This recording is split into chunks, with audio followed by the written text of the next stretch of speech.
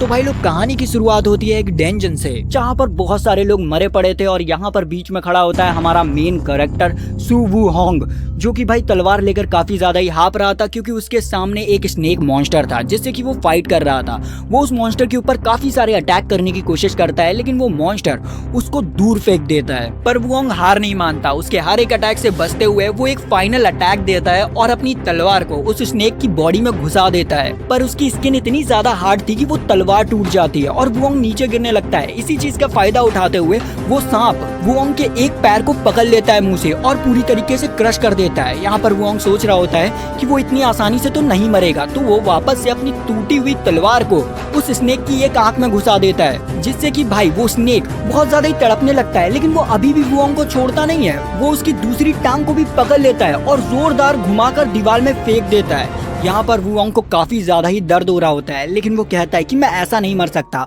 और फिर वो उस बंदे को गाली देने लगता है जिसने कि उसे इस मिशन पे भेजा था। उस बंदे का नाम ताइजुन था जिसके लिए जुओंग काम करता था। उस बंदे ने उससे कहा था कि ये मिशन काफी ज्यादा ही सिंपल होगा और इसके वो जुओंग को अच्छे खासे रुपए भी देगा, इसलिए जुओंग यहाँ पर आ गया। और अब देखो उसके सारे टीममेट मर चुके हैं और जुओंग खुद भी मरने की हालत में पहुंच चुका है, लेकिन वो ऐसे मरना नहीं चाहता था और घिसटने की कोशिश करता है, पर वो सांप उसके ऊपर अचानक से अटैक कर देता है। तभी अचानक से टाइम रुक जाता है और हमारे जुओंग को एक आवाज सुनाई देती है। जुओंग कहता है कि ये पहली बार नहीं है कि मुझे ऐसे हवा में आवाज सुनाई दे रही है, अगर तू भगवान है तो भाई मुझे बचा ले। जिस पर वो आवाज कहती है कि तुझे बचाने का क्या फायदा, तुझे सही में लगता है तू सरवाइव कर पाएगा। और हम देखते हैं कि भाई सही में जुओंग की जो आधी बॉडी थी वो तो खत्म हो चुकी थी। इस पर वो बोलती है कि बेटा तेरी उस बरसाती कीड़े की तरह हालत हो रखी है जो कि सिर्फ रेंग सकता है और कुछ नहीं कर सकता। तेरा एंड नजदीक है, एक एक्सेप्शनल टैलेंट जो कि एक गलत एरा में बॉर्न होकर सफर कर रहा है और फाइनली अब उसका भी अंत होने वाला है और अब तो तू अपने ट्रिक्स को भी यूज नहीं कर पाएगा।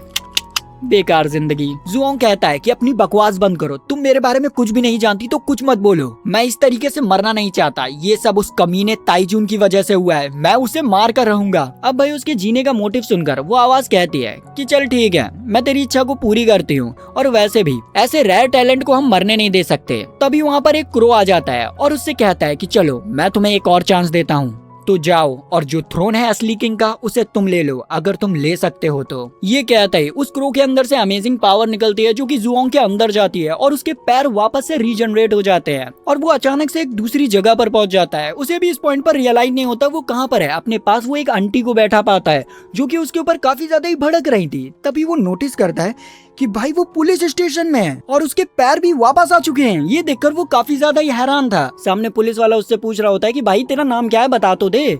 उसका बगल वाला कहता है कि यार हैप्पी न्यू ईयर आ चुका है, 2025 आ गया है, लेकिन अभी भी हमें छुट्टी नहीं मिली, क्या है। अब ये सुनकर हमारा बंदा और ज्यादा ही हैरान कि ये क्या है, क्या मैं वापस से रीइंकार्नेट हो गया हूँ या क्या, मैं आखिर 15 साल पीछे कैसे आ गया। जुओंग उस क्रो की बात याद करता है कि उसने उसे सेकंड चांस दिया है। तभी वो आंटी उसके ऊपर और ज्यादा ही भड़कने लगती हैं। हमारा बंदा उन आंटी की तरफ देखकर जोर डालता है तो उसे याद आता है आज के दिन ही एक लड़के ने उससे सामने से लड़ाई स्टार्ट करी। जब उसने कुछ किया तो उसकी मॉम ने इसे पुलिस स्टेशन में घसीट लिया और उस बार उसकी बहुत ज्यादा ही मगजमारी हुई थी। इधर यहाँ पर आंटी भी चिल्लाई जा रही थी। तो हमारा बंदा सोचता है कि यार कैसे सेटल करूँ, उस टाइम पर मैंने कैसे ये सब सेटलमेंट किया था।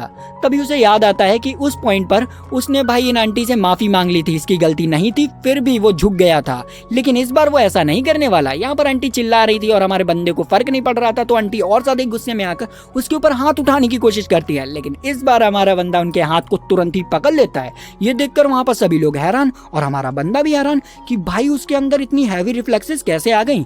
लगता है उस क्रो की वजह से ही मुझे पावर्स मिली हैं, वाह। यहाँ पर वो उन आंटी के ऊपर चिल्लाता है और कहता है कि तुम्हारे बेटे ने ही सबसे पहले लड़ाई स्टार्ट करी थी। ये देखकर उन आंटी का बेटा गुस्से में आ जाता है और वुओंग के ऊपर अटैक करने की कोशिश करता है, लेकिन इस बार हमारा बंदा उसके हाथों को पकड़ता है और जमीन पर पटक देता है। और यहाँ पर वो हैरान था कि भाई उसकी बॉडी काफी ज्यादा ही हल्की हो चुकी है, लेकिन भाई यहाँ पर उसने अपनी पावर का छोटा सा तो नमूना देख लिया, पर इसका कॉन्सिक्वेंसेस बहुत खतरनाक थे, क्योंकि अब उसने हाथापाई कर दी थी तो भाई ये पुलिस वाले उसे डायरेक्ट जेल में डाल देते बिना कुछ सुने। और इस पॉइंट पर आंटी अब तो भाई वो FIR वापस भी नहीं लेने वाली। तो हमारे बंदे के बुरे लग चुके थे, लेकिन यहाँ पर वो बैठकर सोच रहा होता है कि आखिर इस पॉइंट पर क्या हुआ था उस टाइम पर, और हमें पता चलता है कि 2025 पूरे वर्ल्ड के लिए कुछ अच्छा नहीं था, क्योंकि यही वो साल था जब पूरी दुनिया में रेलेक्स आने लग गए थे और भूकंप बढ़ गए थे, जिसकी वजह से जो गवर्नमेंट है वो पूरी तरीके से तबाह हो चुकी थी। सभी इंसान अपना चलाने लग गए थे और इसी पॉइंट पर रिलिक्स की पावर्स भी आई, तो लोगों ने रिलिक्स ढूंढना स्टार्ट किया। जिन्हें रिलिक्स मिले उन्हें अपनी अपनी एबिलिटीज मिली। मैं भी गया था रिलिक को ढूंढने और उस दिन मेरा जैकपॉट लगा और मुझे मिला आर्कोलॉजिस्ट रिलिक्स, जिसकी पावर्स का यूज कर मैं कुछ भी ढूंढ सकता था। लेकिन भाई जिन डेंजन्स में रिलिक्स मिलते थे उनके ऊपर ताइजुन की कंपनी ने कब्जा कर लिया और जब हम वहां पर गए तो उन्होंने हमें भगा दिया। लेकिन इसी चीज का मैंने फायदा उठाया और ताइजुन के साथ काम करने लग गया। लेकिन उस कमीने ने मुझे फंसा दिया और मारने की कोशिश की। अब मैं इसी ताकत से उसको मार डालूंगा। तभी अचानक से वो ये सोच रहा था, तभी उसके सामने एक भाई स्क्रीन खुलती है जिस पर टॉम राइडर लिखा था। ये देखकर हमारे बंदे को लगता है कि शायद उसके दिमाग में कुछ गड़बड़ हो चुका है। लेकिन तभी उसमें एक और चीज लिखी आती है कि वो एक ऐसा थीफ है जो कि सोवर का भी इस्तेमाल नहीं कर सकता है। ये देखते ही हमारे बंदे को विश्वास हो जाता है कि ये काम जरूर उस कौवे का ही है। तो वो चीखते हुए कहता है कि अबे कौवे, मेरे सामने आ, मुझे तुझसे बात करनी है। लेकिन वो स्क्रीन बड़ी हो जाती है और जुओंग को स्पाई की एबिलिटी मिलती है जिसका रैंक F था, और इस एबिलिटी का यूज कर हमारा बंदा 1 मीटर में हो रही हर एक घटना को डिटेक्ट कर सकता था। लेकिन जुओंग काफी ज्यादा गुस्से में था और स्क्रीन में बहुत सारे घूसे मारने लग जाता है और कहता है कि मुझे ये सारी बकवासें नहीं सुननी है। लेकिन तभी वहाँ पर एक और स्क्रीन पॉपअप होती है जिसमें कि बहुत सारे मिशन लिखे हुए थे। यहाँ पर जुओंग गुस्से में था तो वो स्क्रीन पर घूसे मारते हुए कहता है कि क्या मेरी जिंदगी अब एक गेम बन चुकी है, क्या बकवास है। तभी एक और स्क्रीन पॉपअप होती है जहाँ पर उसके लिए एक क्विस्ट था जिसमें उसे टॉम राइडर की चारों स्किल्स को अनलॉक करने के लिए कहा जाता है ताकि वो फुल फ्लैश टॉम राइडर बन सके। अभी वो चिल्लाया था तो उसकी आवाज सुनकर भाई पुलिस वाला उसके पास आता है और कहता है कि बेटा शांत हो जा। अब पुलिस वाले का नॉर्मल रिएक्शन देखकर हमारा बंदा समझ जाता है कि उसके सिवाय ये स्क्रीन और कोई नहीं देख सकता है। और इसी के साथ उसे ये भी पता चलता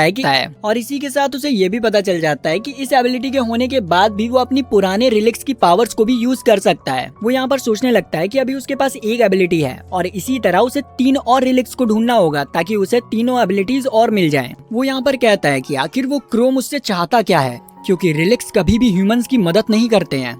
तभी अचानक से वहाँ पर एक आदमी आ जाता है जिसने कि हमारे बंदे को छुड़ा लिया था। ये बंदा एक डिटेक्टिव है। जब जुओंग का कोई भी नहीं था तब यही बंदा था जिसने जुओंग को पाला था। जुओंग उससे पूछता है कि क्या अभी रिसेंट में कोई सुपर पावर से रिलेटेड केस आया है। अब ये सुनकर इस बंदे को लगने लगता है कि जुओंग नशे करके आया है, लेकिन हमारा बंदा समझ चुका था कि अभी रिलैक्स यूजर्स अपीयर नहीं हुए हैं। तो वो डिटेक्टिव से कहता है कि तुम जरा घर जाओ, मुझे थोड़ा सा काम है। तो डिटेक्टिव उसे छोड़कर वहाँ से चला जाता है। यहाँ पर हमारा बंदा सोचता है कि जब पहली बार रिलैक्स सामने आए थे तो वो अमेरिका और न्यूयॉर्क में अपीयर हुए थे, मुझे सबसे पहले वहीं जाना होगा, लेकिन इसके लिए मेरे पास रुपए नहीं है। और ये कहते हुए वो एक गली में मुड़ता है। तभी उसके सामने कुछ गुंडे आ जाते हैं जो कि उससे कहते हैं कि कहाँ घूम रहे हो काम को छोड़कर। और उन्हें देखते ही हमारे बंदे के मुंह पर एक मुस्कान आती है और वो कहता है लो पैसे का इंतजाम हो गया। फिर वो बताने लगता है कि ये पार्क है, ये पहले एक चोर हुआ करता था लेकिन अब लोकल गुंडा है। और इसी के साथ ये अपनी बहन के साथ एक आर्ट गैलरी चलाता है। स्कूल के टाइम पर मैं चंद रुपए के लिए इसके यहाँ काम किया करता था और बेफिजूल की मार भी खाया करता था। जुओंग उनसे कहता है कि यहाँ से भाग जाओ, मैंने अब जॉब छोड़ दी है। जिस पर एक बंदा बहुत ज्यादा गुस्से में उसकी तरफ आता है और उसे मारने के लिए बढ़ता है, लेकिन अब हमारा बंदा ताकतवर हो चुका था, वो एक ही झटके में उसे नॉकडाउन कर देता है। ये देखकर पाक भी उसके ऊपर अटैक करने के लिए बढ़ता है, लेकिन वुओंग उसे एक जोरदार पंच मारता है, फिर एक लात मारकर उसके सर को पकड़कर घुटने में दे मारता है, जिससे कि भाई पाक की हालत बेकार हो जाती है। ये देखकर उसके बाकी के साथी भी हमारे बंदे के ऊपर अटैक करने की कोशिश करते हैं, लेकिन वो लातों से ही उनका खेल खत्म कर देता है। अब पाक को जल्द से जल्द इस बैटल को खत्म करना था तो वो एक चाकू निकाल लेता है। उस चाकू को देखकर भाई हमारा बंदा थोड़ा हैरान था, क्योंकि ये एक रिलिक था। और वो कहता है कि आखिर ये रिलिक्स इस चोमू से बंदे के पास कैसे आया।